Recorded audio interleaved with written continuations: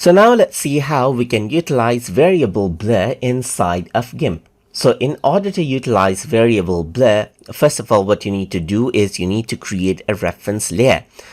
So what I want to do is I want to keep this particular benzene focus and blur out the rest. So for that, I'm going to go around and create a new layer right here, just like this.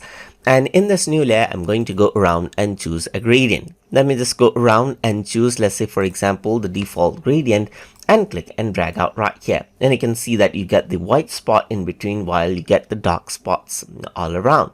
But I don't want that. Let me just press Ctrl Z over here.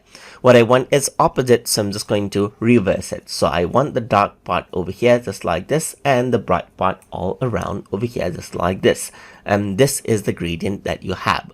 So now what you can do is you can see that this is the gradient. So I'm just going to go around and hide it out right here and select this particular layer.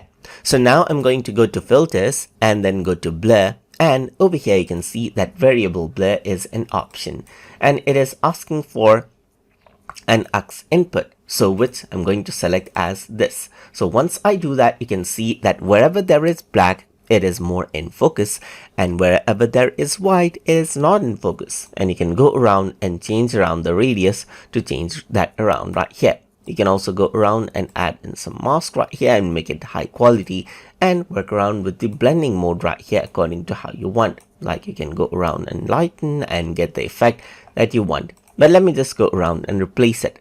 You can also go around and see the preview and see the split view of before and after.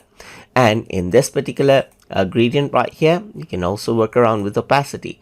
So you can see that the gradient is being used as the reference right here for where to blur, and this can be detailed as you want, and you can press OK to apply it out. And that is how you can utilize variable blur inside of GIMP. So I hope you guys learned something as always, and as always, please like, comment, share and subscribe.